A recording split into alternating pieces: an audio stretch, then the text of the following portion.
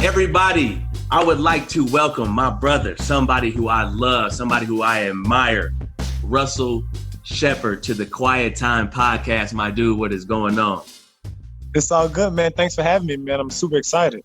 Yes, sir. Yes, sir. So on the podcast, we just talk about success and how it's not linear, how success looks different in so many different ways. And then we also dive into a little bit of a leadership portion.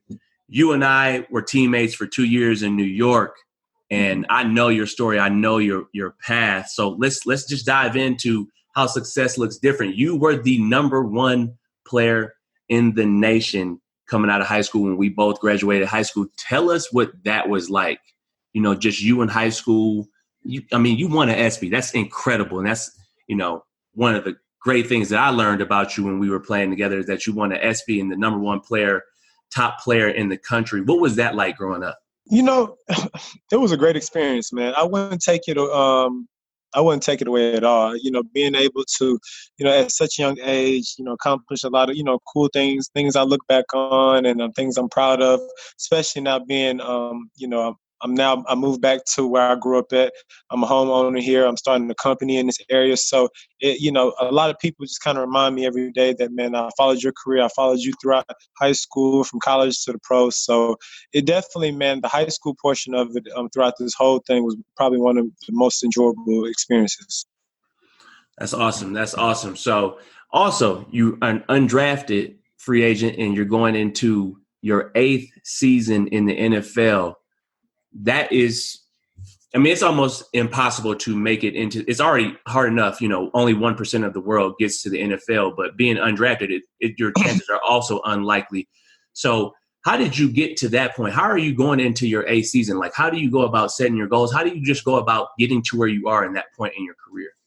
Well, I think you can definitely understand where I'm coming from with this. Being an undrafted guy in our profession, you don't have as many opportunities as a guy that's potentially, drafted high, who's drafted in the mid rounds, a guy who's been in the league for a few years. So, I kind of, like yourself, had to learn early on that, I need to have an understanding of where I'm supposed to be and what I'm supposed to do.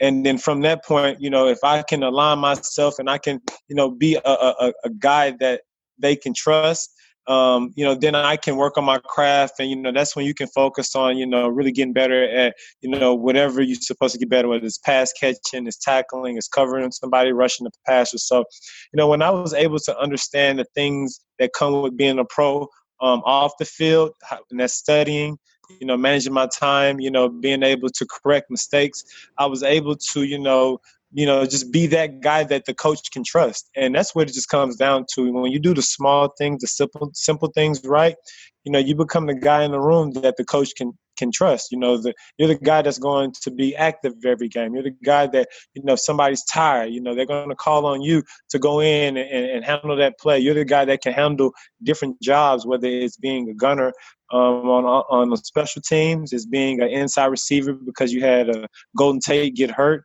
or it's being a guy that can start at Z like yourself when Odell Beckham misses a month of the season. So I think just being able to gain the coach's trust and just do the smaller things on and off the field is where I'm at now. My dog coming with the gems all day. And I feel like, just from what I'm hearing, just because I know you and we talk all the time, I feel like that mindset that you have and that you just explained, you're also transferring that into your business as well. Can you talk a little bit about that?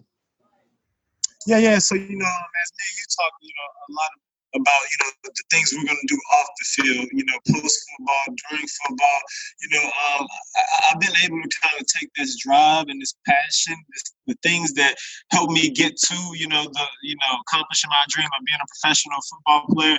I'm kind of taking that same drive and I'm transitioning that to, post-football. And, last year I spent a good portion of the season on IR, unfortunately. And I had my time to really do my due diligence and kind of look at different things I would want to do post-football. And, I just was kind of doing, I thought I wanted to be an agent for a good minute. Me and yourself talked about that. I still, thinking about that. But I was looking for something that was kind of a recession-proof, something that was a unique everyday need that I can find a customer service thing I can provide to, people, and everything just kept checking off to the waste industry. And once I kind of, everything checked off, far as, the waste industry is probably one of the most recession proof, one of the most fastest growing industries in the world. One of the industries where you don't see a lot of minorities. So, when things like minority contracts, minority permits, things like that become that much more important for myself, because it's not a lot of us minorities in this industry. So when I just kind of did everything checked off my checklist, I was able to really take the things, like I said, my drive and everything, and transition into business. And now we're about a month away from opening. We are Shep Boys Waste Management. We're a portable toilet rental and site service company in the Houston area, and we're excited, man, to really do some big things. Shout out to Shep Boys Waste Management. Man, that is awesome. And I can hear the passion within your voice, and I can also hear the knowledge and the understanding. One of the things that I just heard you say when you were explaining that is that you checked everything off your checklist. So you didn't go into this blind. You understood a couple different avenues that you wanted to take, but you also did your research. And I think that's super important, especially as an athlete.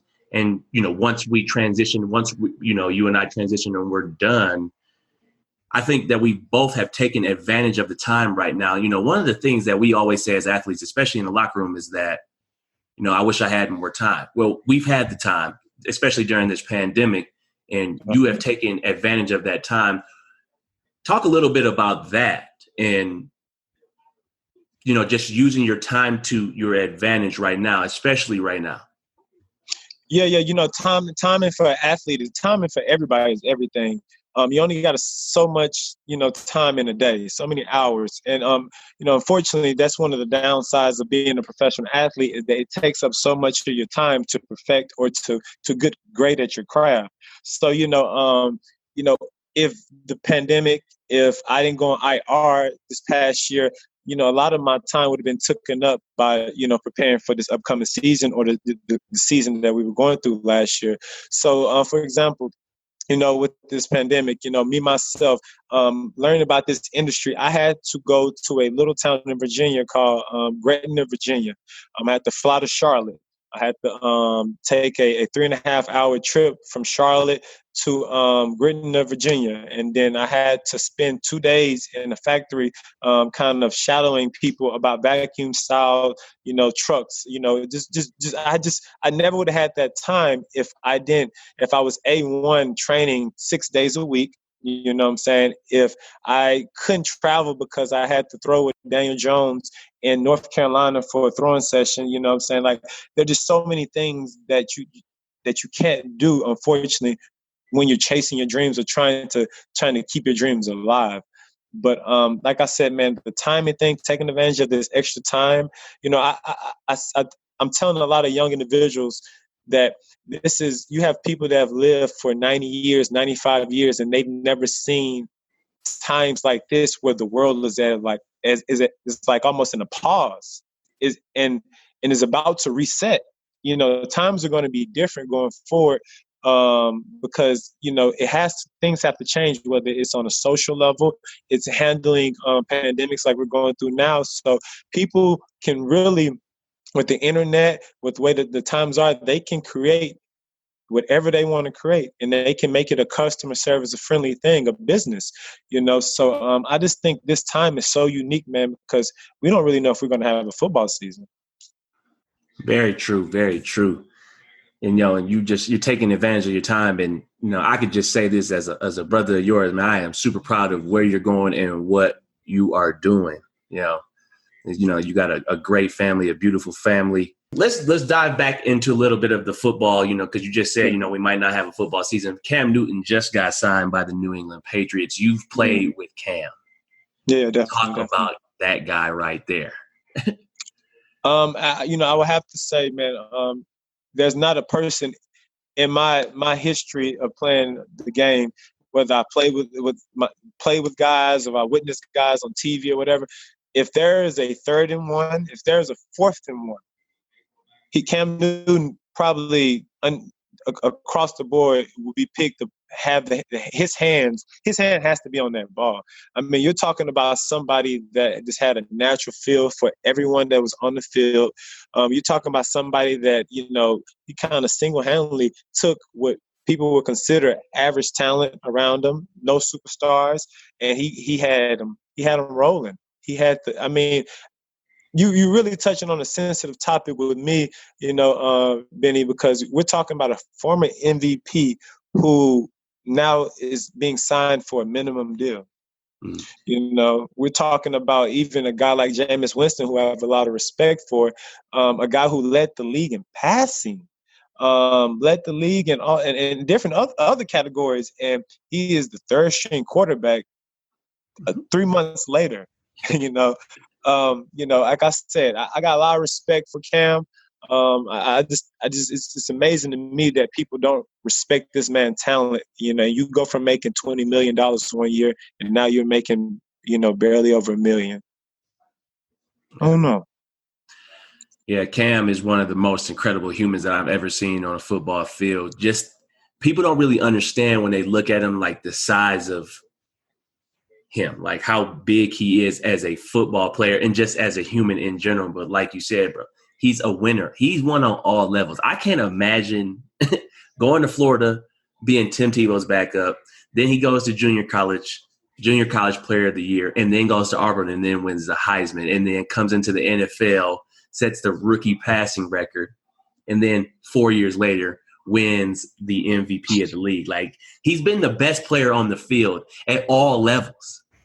The best, man. He just, like I said, it was an honor playing with him. I had the privilege of playing, as you know, with, you know, the Odell Beckhams of the world, the Patrick Petersons, you know, Tyrann Matthews. Like, you know, I really believe in my time at LSU, I potentially will have, you know, 3 to 5 Hall of Fame players that I played with. And like I said, Cam, he is the best, you know, just to me, athlete I think I've ever seen outside of a LeBron James.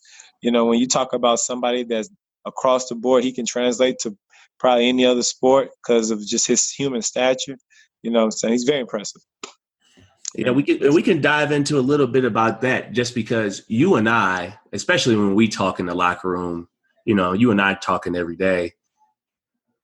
Although we are both in the NFL, we look at some of the players that we played and we just can't believe it. You know, we've been in the middle of a game and we seen Odell make a catch and we're like, bro, did you just see that? And I think that we notice the game on a different level because we've seen it, and we admire the people that we played with, you know, that we play with, that we're fortunate enough to play with. It's not like, obviously, no knock on us. We do things great. We do a lot of things great. That's why we're in the NFL. But we admire, like, an Eli Manning. Like, you know, I remember us talking to some of the young players last year, like, I hope y'all are not taking him for granted because he's an incredible player. Let's talk about a little bit about Odell and Saquon. Like, I mean, these dudes are, incredible athletes. I've even, you know, for me, Von, Demarius, Emmanuel Sanders, Peyton, you know, talk a little bit about, because you've seen Odell and Patrick Peterson. You got to see them in college and play with them in the league. Yeah, man. You know, like you said, we all are professional athletes, but, you know, as professional athletes know that there's another level of professional athlete inside of every locker room. And like I say, you know, when you play with what we consider generational talents, you know, whether, you know, they have, you know, ball skills like a Odell Beckham, you know what I'm saying, or they have the body presence of a Cam Newton, or they have the durability like an Eli Manning, the mental toughness of like an Eli Manning, a Peyton Manning. I mean, these people you cannot take for granted. These people are, you know, nobody is normal, but, you know, some of us are a lot further from others than, you know. I guess what I'm saying is that me and you, what made us respect Odell Beckham every day was not the things that people seen on TV. It was how he practiced every day. He had one-handed catches.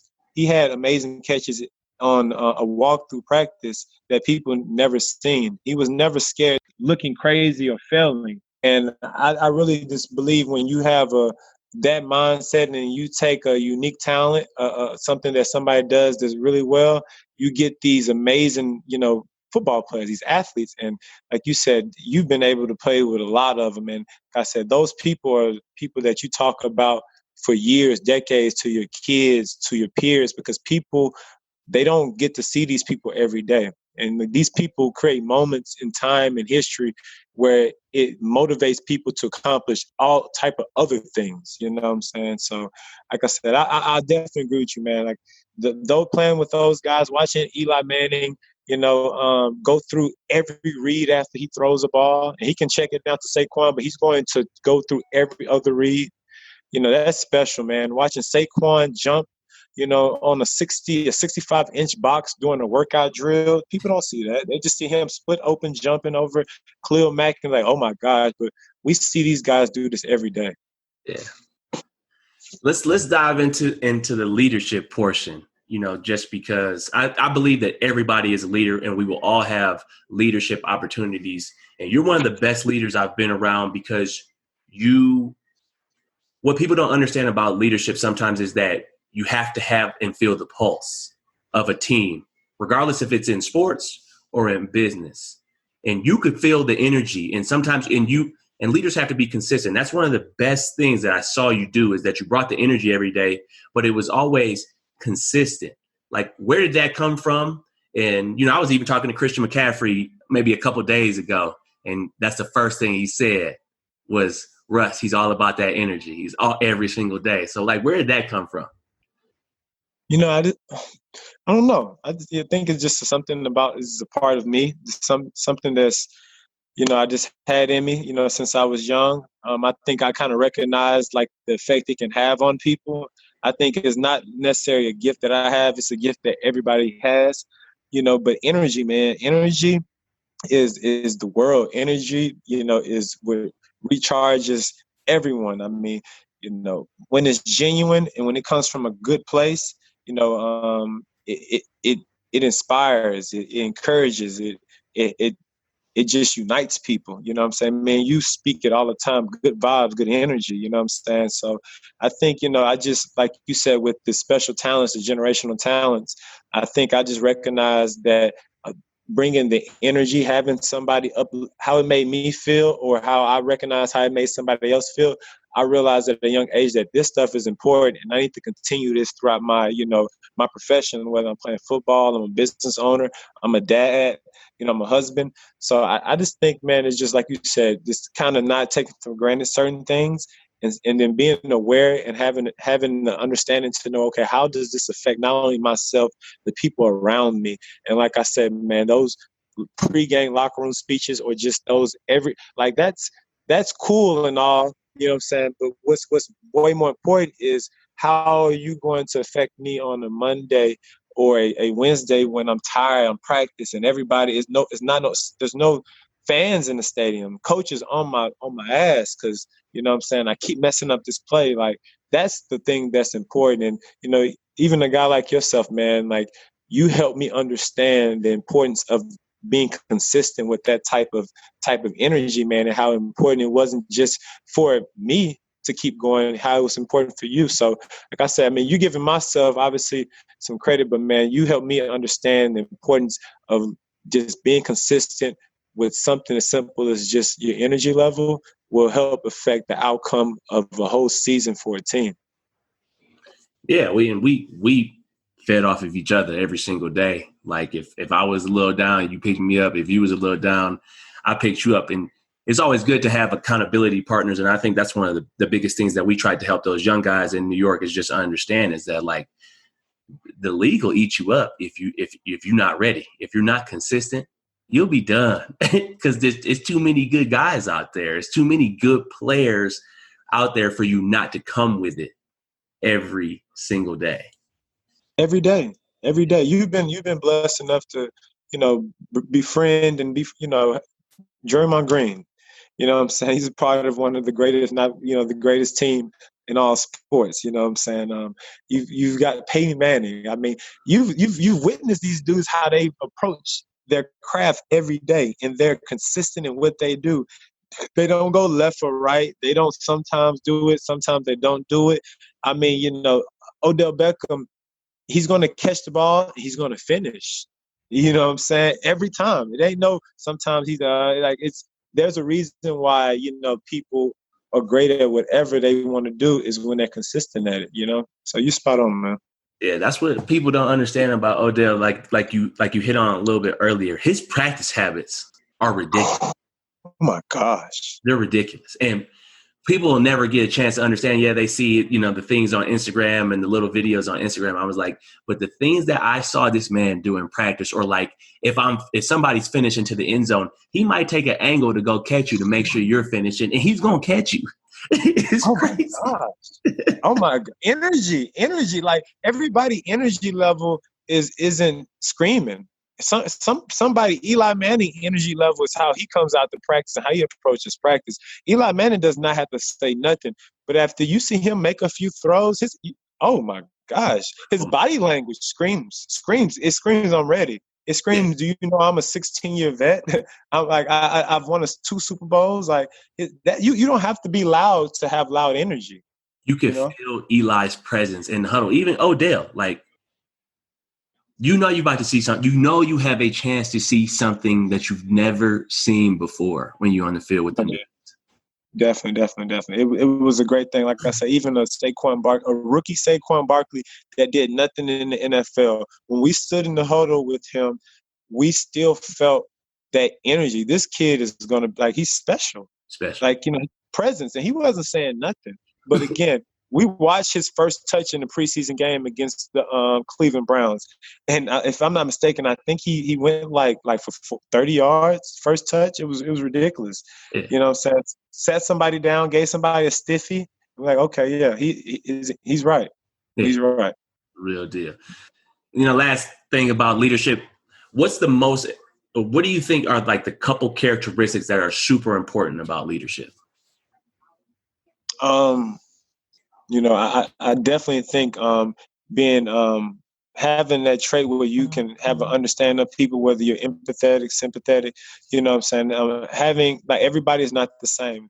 You talk all the time about that's why all-time great players, generational talents don't make for good coaches or good front office individuals because, they have a hard time understanding that everybody can't do what they can do. So I think, understanding, people and what everybody's different, I think that's a really, really big thing. You know what I'm saying? Another big thing to me is your work. You know what I'm saying? Michael Jordan is who he is, and he was able to push people to extreme, measures and max out their talent, because he did all the work that he's asking them to do. You have to be able, if you're just talking and not backing it up, people are going to eventually see that in the heat of the moment. You know what I'm saying? So, like, obviously, I think, being able to walk your talk and do whatever you tell people to do, you have to do that. You can't be fake, in that aspect. People laugh at you, you know what I'm saying? But I really feel like I say having an understanding of people, walking, being able to do whatever you're asking people to do. And I really think, what I'm saying, it's so many other things that really you can add that makes people's leadership skills different, because nobody leads the same way. But like I said, I just think those 2 things on top of communicating, being a good listener, I think those are kind of things that I've kind of gravitated to that's kind of helped me have some success when it comes to being a leader in a room, being a veteran presence, on the team and trying to help guys, win games and just kind of reach their goals.